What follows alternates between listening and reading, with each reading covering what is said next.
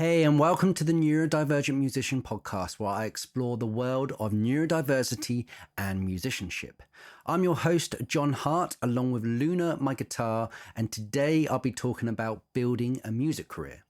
Each episode is broken up into a Traffic format where I'll share insights in the red section, improvised babble in the amber, and recommendations you might find handy in the green. I know firsthand the challenges and opportunities that can come with pursuing a career in music. So let's head on over to the red section where we'll go into the insights. See you then.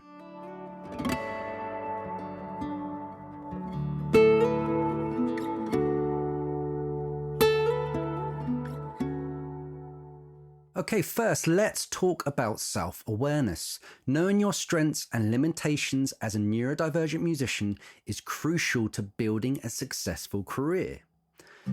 Take the time to reflect on what you excel at musically, as well as what areas you may struggle with. For example, you may have exceptional abilities in music theory, but struggle with social interactions at gigs or in the studio. By being aware of these strengths and limitations, you can develop strategies to work around them and make the most of your musical abilities. Another important aspect of building a music career as a neurodivergent musician is finding a supportive community. Connecting with other musicians who understand your neurodivergent experiences can be invaluable in terms of support, advice, and networking opportunities. Look for local music groups or online communities that cater to neurodivergent musicians, or attend events that celebrate neurodiversity in music. That's kind of what I'm trying to do with this podcast. I'm trying to build a community going forward. So if you are a neurodivergent musician, please come and join me and let me know what you think. Networking is also crucial to building a music career. However, networking events can be overwhelming for neurodivergent musicians who may struggle with social anxiety or sensory overload. One strategy is to attend events with a friend or mentor who can help you navigate the social landscape. You can also research events ahead of time and plan out which people or companies you want to connect with so you can focus your energy on those specific interactions. And when it comes to marketing yourself as a neurodivergent musician, authenticity is key. Don't try to hide your neurodivergent traits or fit into a mold of what you think a musician should look or act like.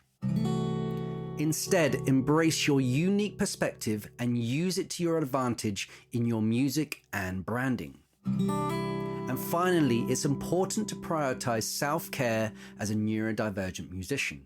Pursuing a music career can be incredibly stressful and overwhelming, and it's a bit of a labor of love, and it's important to take time to recharge and prioritize your mental health. This might mean taking breaks from social media or gigs, practicing mindfulness or meditation, or seeking out therapy or other mental health support. I've had to do this myself over the last few years. I've had to strip back so many different layers, and I go through this a little bit more in the amber section. See you then.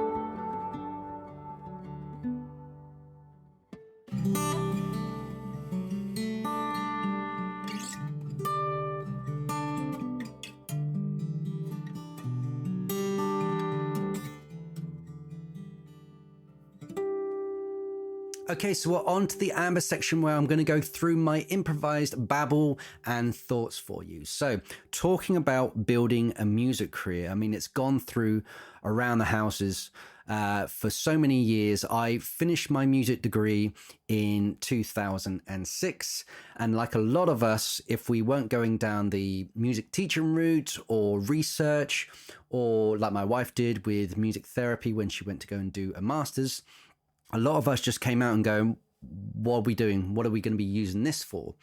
Some of my peers had a few ideas and they went on to, become a session musician, or they went into film music, or, they set up other companies and entertainment and things. But there was a lot of us who were like, okay, I've done this degree now. What do I use it for? And in 2007, I then started entering into the world of guitar teaching. Now, I was trying to do as many gigs and as much sort of touring as I could. It wasn't paid. I joined a rock band, and I mean, that was ridiculous. These guys were in their 50s. Well, two of them were. And I was like the young one in the band. And we did so many crazy things, driving up from, London to Hull after every gig, and then went to America, got to do lots of crazy things, but it was all free. And that's what you've kind of got to do in the early stages of your career to build up some credibility and, build up that experience. So when you do get paid, you feel your worth. But obviously that didn't bring the bread and butter home. So I went into guitar teaching. And again, when you go into any area of work, you're trying to navigate those seas as best you can.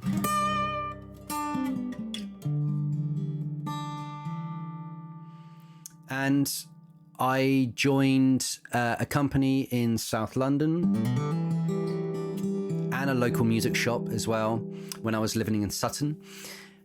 And I quickly built up to full-time guitar teaching.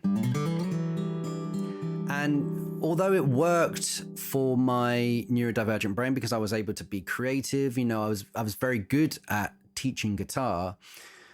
The problem is when the repetition started to kick in, when students weren't bringing in their books, they weren't turning up, they weren't practicing, or they weren't even playing because they took on so many other things going on in their lives.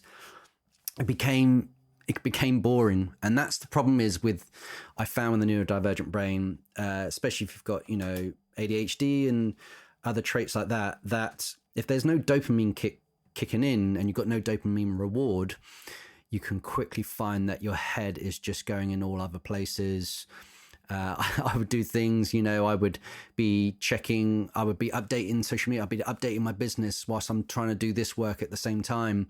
And on the outside, to a lot of other people, that is like, no, that's a no-no. You should not be doing that. You should be focused on this one piece of work. Or if you've got a student, focus on this student. And when those students weren't bringing things to the table, I was all over the place. So I really had to sort of, take stock, and I had to look at myself from a bird's eye point of view. And I think it's because I was doing probably 30 hours a week of guitar teaching, and it was okay for a while, but a lot of us who are neurodivergent, especially if you've got ADHD and things, you can struggle with your jobs. And, there is a lot of people who go through, they either get sacked or they quit because it's not fit to their brain. And I knew guitar teaching was, and I did it for 15 years, and I'm still doing it now after COVID.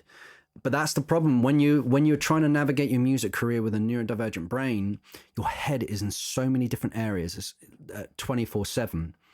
And you can't have one area of work that will satisfy you. You need to have lots of different areas that will keep you at bay. But sometimes it can get very stressful when you don't have, other people helping you with that work. So with my teaching, I quickly built it up to 30 hours a week. And then I quickly realized after 30 hours a week, when it was getting really monotonous, when I had a handful of students who really progressed, and the others were like deadwood. Sometimes they wouldn't turn up, they turn up late, they wouldn't bring their books, they wouldn't do this. And that already puts you on the back foot. And if you get triggered, especially, as a teacher or anyone else, you're having to suppress it. But if you suppress it so much, then all of the other symptoms can start flying out and you get really frustrated. And I'm not a guitar teacher who gets frustrated. I'm going to go through another episode with guitar teaching in more depth. But I needed variety. So what I did then is I then entered into the events market, doing weddings and parties. And I used to do this with bands, and I'm going to go through another episode with collaborations and working with other people. because I struggled with it. I really struggled with working with other band members, especially they were amazing musicians, but they just weren't that competent at the business side. And, you know, I really wanted to build a music career. I didn't just want it as a hobby. And I sort of felt like I was the leader in so many different areas. University bands were different, but I think bands after university, I really struggled with and wanted to try and keep it professional. I really wanted to hit those heights, you know, be a band that plays at Glastonbury one day. And the only way you get to Glastonbury is everybody knows their roles in the band. You're not dragging anyone to the starting line. You all know exactly where the vision's going, etc., etc. And I joined so many bands. And if any of you are fans of my music, you will know the background of that. And I miss it. I really do miss bands. But when I went solo, it kind of got rid of the world of the musicianship with other musicians, which I miss, but it gave me back the control I needed, because I've already got internal chaos. I just didn't need that external chaos with other people's things going on. And when I went solo, I used to go out as a singer-songwriter. I then started going into the wedding market, and I was like, right, actually, I'm going to pigeonhole myself as a wedding musician. And I got like several bookings. I was, you know, getting 30, 40 bookings a year. It was going brilliant. It allowed me to then strip back my teaching a little bit. So I had a little bit of variety going on, because you've got kind of loads of spinning plates. And the wedding business then, you know, it became award winning and all this sort of other stuff. But then, you know, I've said this in previous episodes, it did crash. So then I had to start something else up, which was the online business. Now, building a music career, you know, after I've said all that, it's just, there's not a one size fits all. And depending on what area you want to go into. Now, if you want to go into session work, you know, session work is amazing if you can get it. And if you can then, you know, jump on that amazing artists that you're going to get a wealth full of gigs, a wealth of experience. You could be touring all the time if that's what you want to be doing. But if you want to pursue your own career in your own, you know, whether it's solo music with a band, original music, obviously you can't be doing, you know, session work like that, because all of your gigs are going to be tied up with that other artist. And I had to make those decisions straight after university. I was like, what am I doing? Am I going to be teaching? Am I going to be doing session work? Am I going to be doing, you know, events music? Am I going to be doing this and this and this? My head was all over the place. But I think my recommendation for that is, when you start to think too much, you never do anything. So I was just like, right, just go down one route, try and get something stable as much as possible. And that was the teaching. The teaching was there, the bread and butter. I was able to be, you know, there with a guitar all day. So if students were practicing, I would say to them, do you mind if I just practice while you do it? Because most of the time it's muscle memory. And then I'd hear what they played at the end of it, and I asked me to play their best take, and then I can give them feedback that way. And I've developed my own teaching style over the years. You know, I've developed my own way when I go and do events. And I think it's trying to put your authentic self, your own identity, etc., onto all these different areas.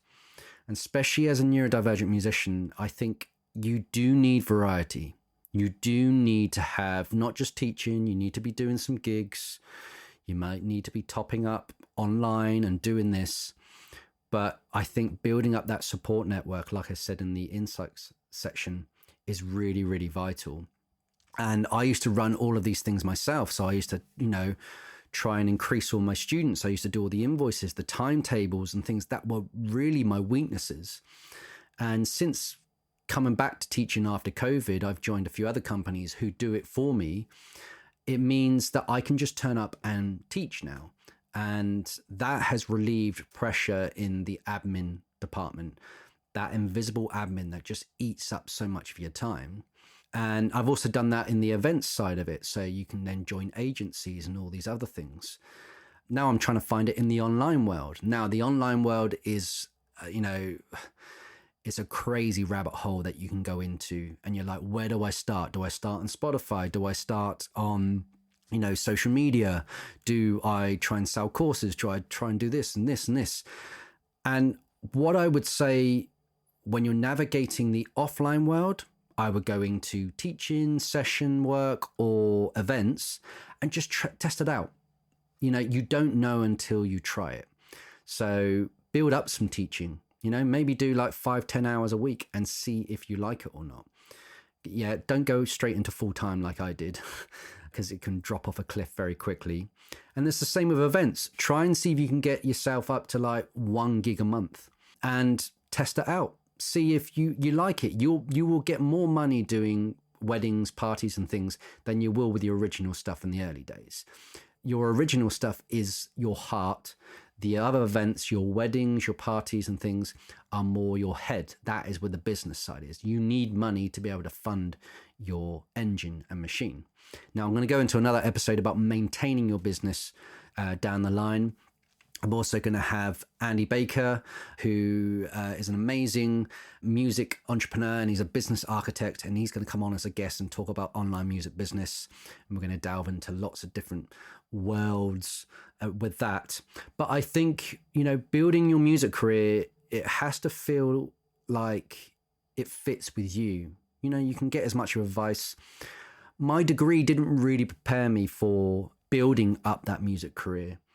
It was very good for research, and it was very good for building up lots of knowledge, but not really in the music business department. I had to learn that, the hard way in some ways. And I think the key thing is, don't take on too much in the early days. Build up a spinning plate of 20 to 30 hours. Once you've got that up, then you can start to build another spinning plate. Once that second spinning plate is working, you can then drop down the hours of your first spinning plate and start to sort of, work on those. Maybe you can go and hire someone to help you with the admin and the marketing and sales and things as well, which again is another thing that you've got to learn. And it's not something that you're going to be perfect at in a year. It might not be 5 years. I've been doing this since 2007. And I'm still learning every single day.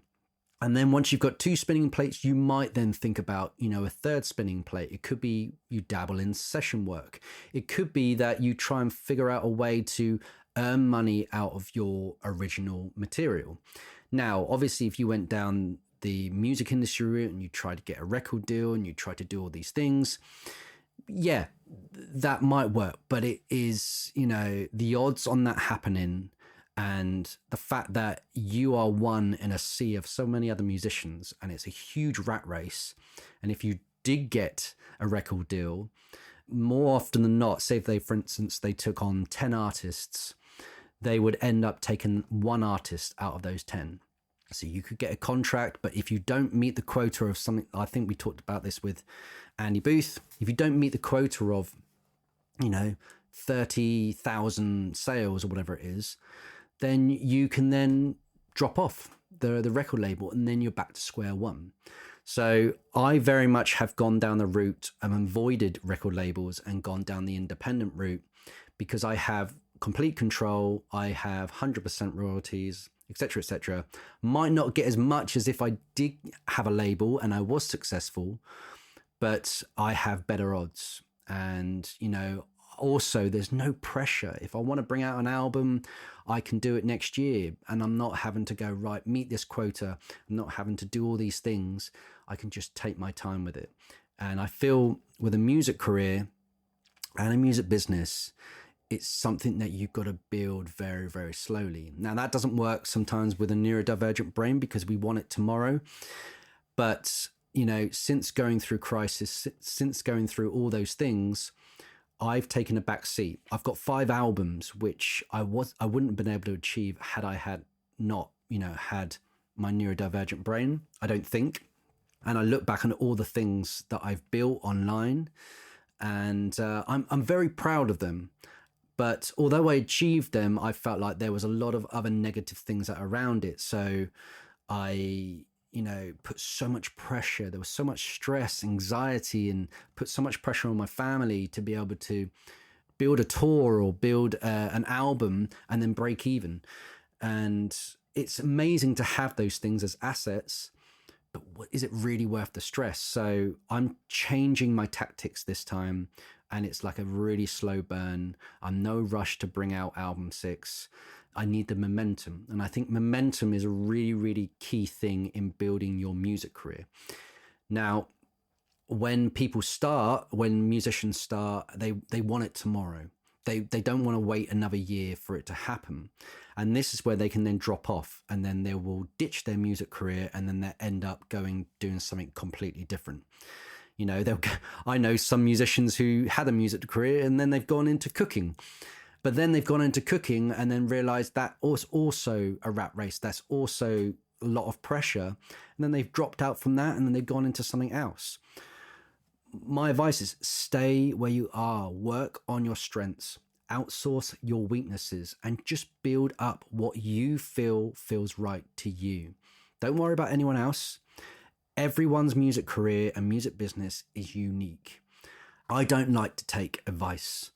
The reason for that is because everyone's advice they give me is subjective, unless it's factual and they've sent me a link to something. What I'd rather someone say to me is, do you mind if I make a suggestion? And then I can say yes or no. But if they just start giving me advice, it just doesn't hit home. And that doesn't mean that I'm discarding anybody and things as well. I know what I'm talking about, and I know these things take time. But if someone says, can you give me some advice? Yeah, I can do it, but I'm just not going to dish it out. And that's kind of what I want from other people. I want to learn as I go through. And I think mistakes as well. You've got to make mistakes to be able to progress. The reason is because the more mistakes you have, the more that drop gets less deeper, if that makes any sense. So any hurdles I've gone through my life, the more hurdles I've had. So for instance, if I went through, I've gone through one of the biggest hurdles of my life, and I went straight down to the bottom of the pit. I feel now I've gone down to the bottom of the pit. Anything that I'm faced with now is just like, it can't be as bad as that. And I don't, again, I don't want anyone to go through crisis or anything as well. But if you feel there's sort of times where you feel like it's failed, or, you've made a mistake, it's just part of the process. When we're learning an instrument, you've got to make millions of mistakes to get yourself to a great musician. And if you don't accept that, then that's where you're going to drop off. So, I've made mistakes live. I've made mistakes in the studio. I've made so many mistakes on the internet, in my business. I've crashed things. I've done all sorts of things. But that experience is just as important as the achievements. So if you have a good time, if you have a good day, celebrate it. If you have a bad day, acknowledge it. That's what I give with that advice. So that's it for my improvised and impulsive babble. In the green section, I'm going to go through a recommendation. See you then.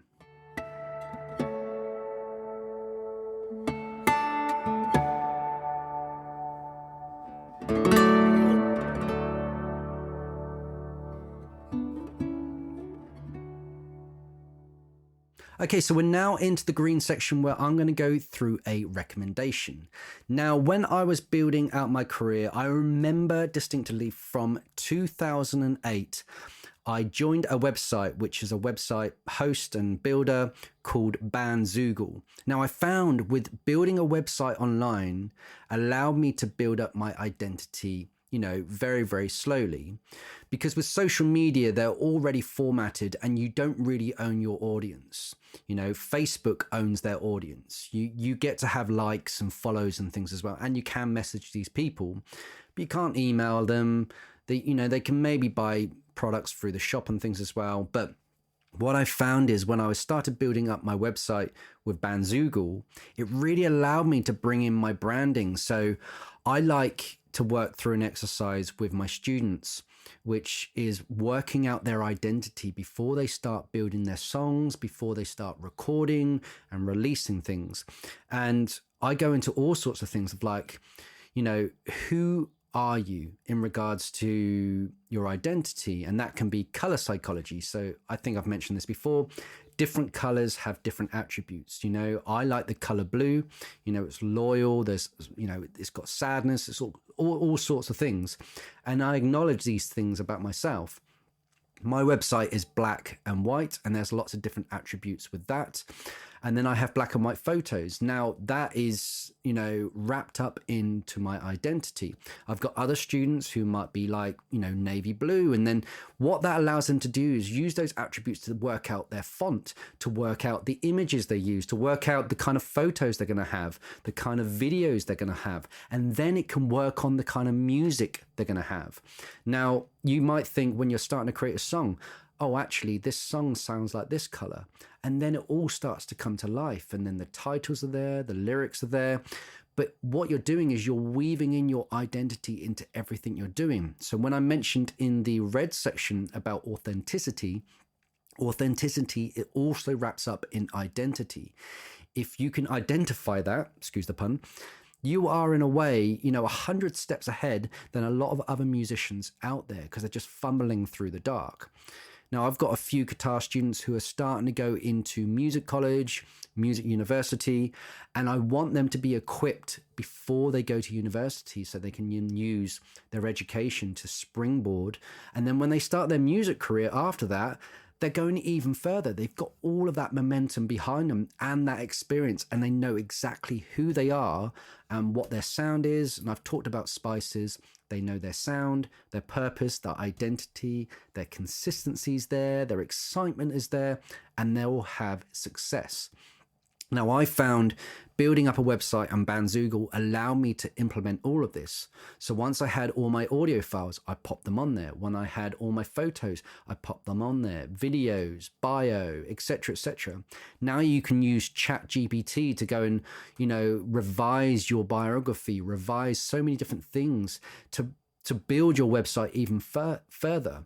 And what I like about a website is it is basically your online CV. So if you're going to apply for shows, if you're going to go and apply for session work, if you're going to do teaching, if you're going to do this, you can keep it all in one place. So I've got johnhartmusic.com. I could have looked into John Hart and I could have done John Hart Guitar. But with music, it just means everyone knows what the website is. So I've got now John Hart Music as a handle on Instagram, Facebook, TikTok, YouTube, all of them.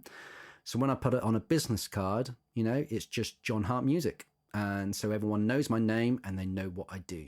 And the great thing about music is I can introduce different musicians. I can take my music in a different direction if I want to, because I haven't pigeonholed myself into John Hart Guitar, or if you're a singer, John Hart Singer, or whatever it is.